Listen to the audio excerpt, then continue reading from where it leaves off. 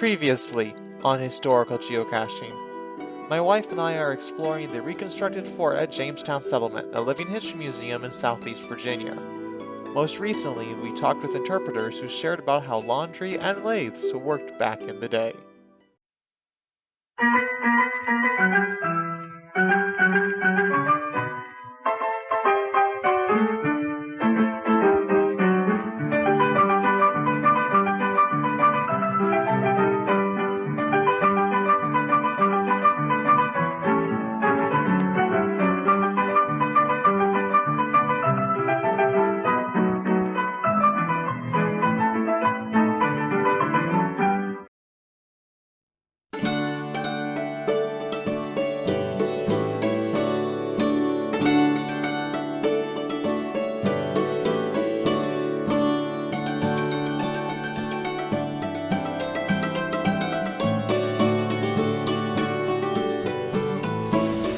Crude and rude and unsociable smiths. Well, yeah, crude, rude, and unsociable maybe.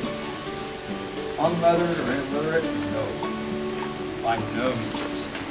The part that the movie makers don't seem to think about is that whether you were a blacksmith, swordsmith, sword cutler, chainsmith, nailer, armorer, gunsmith, farrier making the horseshoes. Blacksmiths don't, farriers do. Unless you're a country blacksmith that can't, in a country village, you can't afford both. That's the exception. Do you begin to get the picture here? Then you're not only literate in English, you're also literate in Latin. Another way you're also one can be said that you're literate because it's a business. Besides reading, you also need to know writing. And that might sound strange in our modern world because we, as a regular basis, teach our kids, but in the 17th century, they generally didn't. They taught reading as a regular thing. Just about all of the students from any community that went to the local grammar school or public school, they wouldn't call public school at that point, usually grammar school or English school, financed with by donations from the community and from the church. It's from about what we would call first grade up to 8th grade. But for folks in the trades, you also had to learn how to write. Why?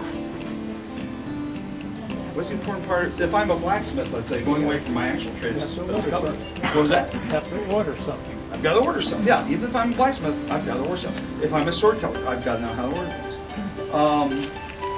I also have to know how at least to sign my name because I'm going to be making legal contracts. You know, if this person signs on as an apprentice, then I have to be able to sign my portion of that indenture, that apprenticeship agreement. She has to be able to sign her portion of that because it's a legal binding contract. So for those kinds of situations, you know, they're learning to write as well. The other one too is numbers. Again, you've got to be able to order the materials. You're selling materials, which means you also have to keep what? Track of them. Counts. And those are the things we don't think about with these things, do we? Because these weren't craftsmen, heavy emphasis on the craft, like we think of today where we say craft and we think hobby. These were craftsmen, or tradesmen, maybe is a better way of putting it, tradesmen, because it was a trade, it was a business, and they had to have those skills. So Latin was, you might say, the tip of the iceberg, really, with that. And that would all be part of the education of an apprentice in any of those trades. So outside of the literacy that you were mentioning, what are some of the other common false assumptions that people think about, whether it be blacksmiths or other craftsmen, that are, as far as this time period, that are true or not true? Oh, like the various mythologies? Yeah. That's probably the big one. Okay. The other one being, and I don't know if I touched on this, I might not have. I intended to, but I think I digressed. Probably the biggest one is this idea that it is an individual. You know, whether you're talking about a, what's up, Jay? I just need a sledge. Oh, okay. Whether you're talking about a sword cutler in 1610 London or a Pennsylvania rifle maker in, say, Lancaster County, Pennsylvania, or somewhere like that in, say, 1760, the image is always the one old fellow hammering it out by hand, making every single part of it by hand. And it is a myth that is only half myth. Because to become a master sword cutler, or a master swordsmith, or a master gunsmith, that craftsman does have to learn every single aspect of the trade. So, you know, as a swordsmith, let me grab the rest of the piece here. Turn my back on you. Not a problem. As a swordsmith, I need to know not only how this piece fits together with its individual bits, but I also have to be able to manufacture every single one of those bits. I have to know how to forge the blade, and that was, also, it was a blade different from this one, how to temper it. This one is mild steel, can't be tempered. And believe it or not, that's actually what we were going for. We were creating El Cheapo, soft iron sword, the sort that were very common. And then following good English tradition, putting a spurious German mark on it, trying to persuade someone, yes, this is high quality German steel, yes, right. You know, yeah, that's not a new thing. Knock off, design office, been around since the Roman era. At any rate, but I need to know how to forge the blade. If it is steel, I need to know how to temper it.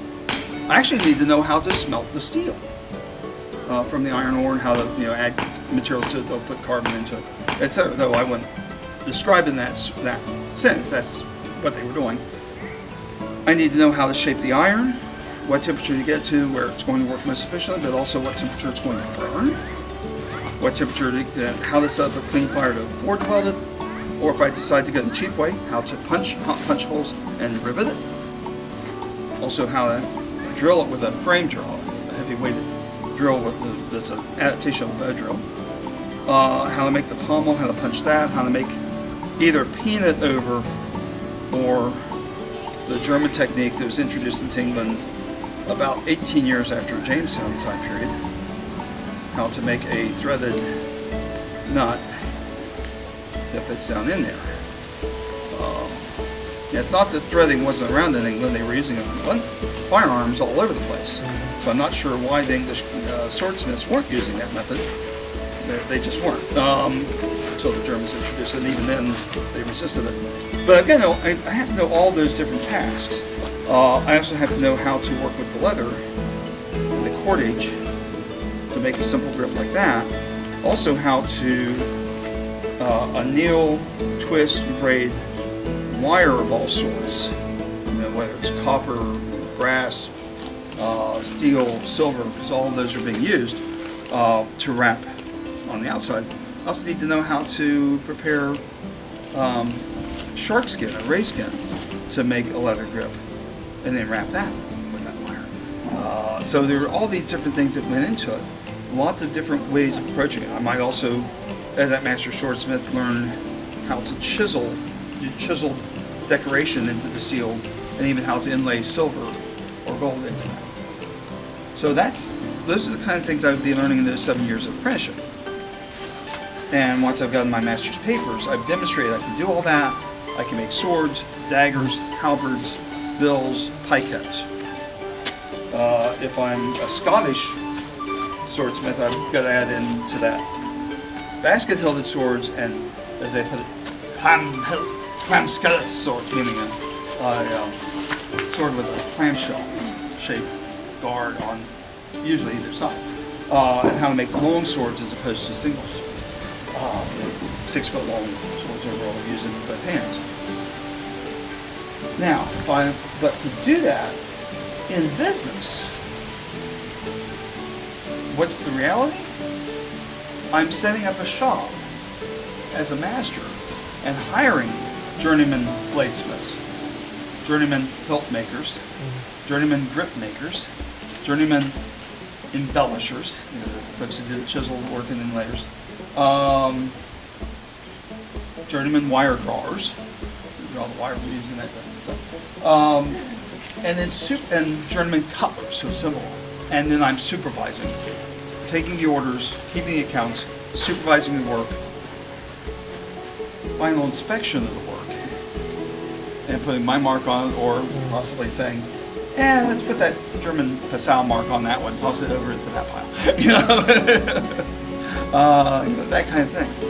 The same thing is going on still 180 years later in those rifle shops in frontier area of Pennsylvania. It's not a gunsmith, it's a gunsmith and other journeymen under his work. And they may be doing that as apprentices of the overall craft, but they're each doing different aspects of it. And throughout this whole period, the other thing comes into it is that, again, fits in with that myth. If I'm an English sword cutler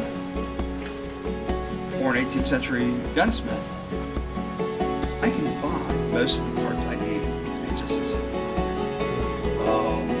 German swords, I've joked about that spurious mark, but German blades like that were being imported out or exported from the Rhine valleys as early as the 8th century AD, and being purchased and used in places like Paris, France, and London, and New York, Ireland,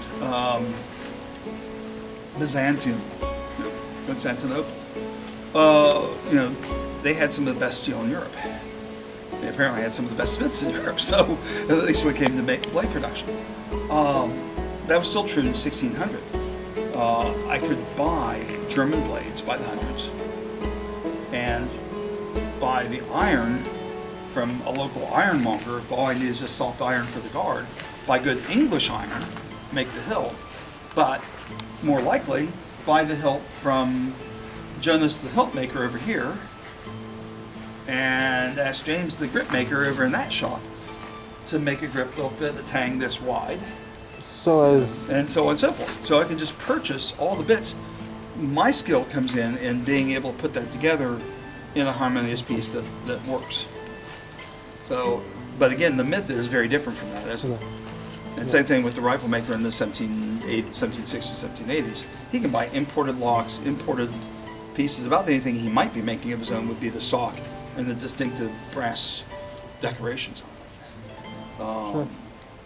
So those two, the idea of the individual and the idea of the individual not being educated, I think are probably the two biggest things you do. Sure. Whereas in reality, yes, they are educated, and it's an assembly line using, in some cases, purchased pieces.